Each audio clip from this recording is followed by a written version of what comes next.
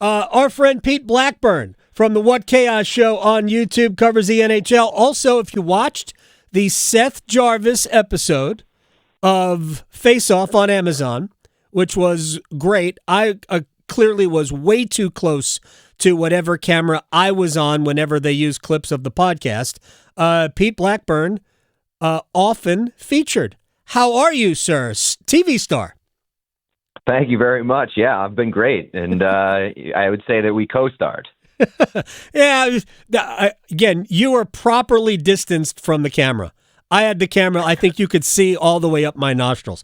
Let me ask you this, because, I know you guys cover the entirety of the NFL, and in an episode, I believe, earlier this week, you called the Ducks, Carolina's opponent tonight, the most exciting team in hockey. So, why? Well, I mean, they fall into like that perfect category for me personally, where like they're a fun up and coming team, but they don't play like particularly tight hockey for 60 minutes. So they're a very high event team. They give up a lot. They get a lot. They've got some exciting young talent. They've just been one of the more entertaining teams in the league to start this season. Yeah, I was looking at the possession metrics. These are 1 and 2 in Corsi 4. They're among the best in high danger chances in terms of percentage. The one thing is Anaheim has allowed more of those particular situations to end up in their net. Carolina has not. Of course, a lot of that was Brandon Bussey standing on his head against the San Jose Sharks because he was 8 for 8 stopping high danger chances. When you look at the Ducks, give me a player or two for you who stand out. Well, Cutter Gauthier has been taking a big step this year, and he's been a lot of fun to watch. And, obviously there was a lot of hype and, I guess you could say controversy as well after he asked out of Philadelphia. He's a guy who can put the puck in the back of the net, and he's been doing that this year, and it looks like he's kind of taken a step forward. But, I mean, when you talk about the Ducks, they've got a number of young guys in that core that they're building around. Leo Carlson's been really good, especially paired with Chris Kreider. Like, Kreider's a guy who just goes to the net, and Leo Carlson's been really good at getting the puck to him around the net, and he's scoring. So, like, Carlson, Gauthier, Mason McTavish, even Beckett Seneca this year, like, they've got a really fun young group. And then on the back end, obviously, Jackson Lacombe has been making a lot of waves on that big contract. And then Pavel Menchikov is another guy as well who is exciting on that back end. So they're just a fun young team. Pete Blackburn on Twitter, at Pete Blackburn, What Chaos, the show on YouTube. What did you make of the Jackson Lacombe contract? 8 years, $9 million a year? Yeah, I mean, I think that he's a player. Like the league is just trending in a direction where guys are getting those deals very early on in their career, and their teams are banking on them, living up to that price tag. What we've seen from Lacombe, I think that he deserved it. But then, a week later, you have the reigning Calder winner and Lane Hudson signing a deal for less. So, like, I don't have a problem with either one of those deals, and it's just kind of where the league is right now. And there's a pretty solid opportunity for that to look like a deal in a few years when these guys hit their full potential and hit their stride. Yeah, I know the Hurricanes have given young players long-term deals. Jackson Blake at $5.4 million a year could look stupid. Same with Logan Stankoven. Right, Logan Stankoven might be one of the best deals in the league in a few years. Unbelievable. Seth Jarvis at 7.4. Those guys would have every right to feel disrespected in just a couple of years. Pete Blackburn is joining us here on the Adam Gold Show. Cutter Gauthier, by the way, last year in a Ducks win in Raleigh, scored 2 backhand goals. One in the third period to tie a game, then at 1-1. Then he scored in overtime, also on the backhand, to beat, I believe, Pyotr Kochetkov in that game. He will not play tonight. He's on the injured list. But Gauthier scored 2 big goals. That is a very, very good team. Real quick, one more thing about him. Chris Kreider, who has obviously meant a lot, but their power play is operating at better than 35%. It's early, just 4 for 11. But Kreider's got 3 power play goals.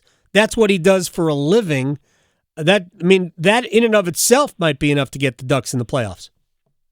Yeah, I mean, they're a team that's looking to take that step forward, and again, like a really young team needs a guy like Chris Kreider to come in there and help push them forward. And one of the best storylines so far, I know it's early, but one of the best storylines so far in the early going is how badly the New York Rangers are struggling to score goals, and how easily Chris Kreider is just pouring them in Anaheim right now. It's just so beautiful to me. Will the Rangers score at home? They are now 0 for 3 on home ice. It's a good thing they are on the road tonight. Where are they? They are in Toronto, but 0 for 3 in terms of goal scoring at home. I hope that it goes 0 for 41. It would just give me the greatest pleasure in the world to see that team not score in Jim Dolan's building all year long. Spoken like a true Bruins guy. So the Bruins are off to a good start, by the way. What do you make of their start? Yeah, I think they've kind of illuminated the path forward. If this is going to be a successful season, they're going to have Jeremy Swayman back to his top ability. They need defensive structure, and they got to get production from the top of their lineup. Like, that's their path forward, and we've seen it for the most of the start of this season. So early returns from Marco Sturm and what he's been able to get out of this group, pretty good. I'm not going to overreact and really, really shift my expectations all too much. But like, this is a team that could make the playoffs with like a +5 goal differential, and that's kind of what I'm hoping. Yeah, if you get a great year out of Swayman and he keeps you in games that you don't figure to win, you can scratch out some overtime loss points. That would certainly be a big help. All right, so injuries have been a very big story early on. We knew Florida would be without Matthew Tkachuk. Then they lose Alexander Barkov for the season, although they hope he will return in the playoffs. Of course, even 7 months to return from the double knee injury puts them in May. So they are hoping to get Barkov back sometime during the playoffs. And then we saw the injury to Brady Tkachuk in Ottawa. I don't know what you thought of the Roman Josi hit from behind. It didn't look that bad, but it didn't have to be that bad to do damage because Tkachuk was so close to the wall. Yeah, now it's I guess, maybe 8 weeks if he has to get surgery. Mm-hmm. And I hate to be like the Grim Reaper here, but I just don't see the Ottawa Senators being able to survive 2 months without Brady Tkachuk and still make the playoffs. Like, that is a pretty devastating blow a week into the season for that team, in a season where they were hoping to continue the momentum that they established last year. So they're in a bad way right now, and it is just that's really, really tough to swallow. Yeah, I think that team was really good, and I thought they would make the playoffs until then. I have picked Anaheim to make the playoffs in the West. What is your other crystal ball? Not that you have multiple crystal balls, Pete Blackburn, but what is your crystal ball telling you about the East in general? The East in general, I feel like it's still looking for a top dog. And that might be crazy to say when the Florida Panthers are back-to-back Stanley Cup champions, but like, without Barkov and without Tkachuk for a good portion of the year, it's going to be tough for them to be the powerhouse that they've established themselves as. So I still feel like the Eastern Conference this season, at least, is looking for a true dominant force. Like, maybe that's the Hurricanes, maybe it's somebody else. But when I look out west, I feel like there are a handful of top dogs. When you're talking about like the Oilers, the Stars, the Vegas Golden Knights, they have a bunch of heavy hitters. The Colorado Avalanche, you can even throw into that category. They have a bunch of heavy hitters. The Eastern Conference, there's a lot of parity, but it's a tier below, I feel like, in terms of there's not a team that truly punches really hard in the Eastern Conference. Yeah, until Florida. I still think that Florida is the best team, even without Barkov and without Tkachuk until, let's just say, the first of the year. I still think they're the best team. I just think the margin has been eliminated because of the injuries, but Lundell and Bennett still give them a 1-2 punch at center that's comparable to most teams, not all, but most teams in the league. By the way, the Hurricanes will play in a row. The Kings, not tonight, obviously, they play the Ducks tonight. The Kings on Saturday, Monday against Vegas, Thursday in Colorado, Saturday in Dallas, all without Jacob Slavin on the blue line. So this is going to be a fun rest of this road trip. What do you make, Pete Blackburn, of Washington in the East? That, I think the jury is still out on that, because Washington really surprised us last year. And, I feel like they kind of rode this magic wave where the vibes were just unbelievable, and they were motivated by Ovechkin's goal chase for a good portion of the year. And then, when that was completed, the wheels kind of fell off a little bit, and you found out in the playoffs that they are well behind where they need to be in terms of being a playoff team and keeping up with the best in the Eastern Conference.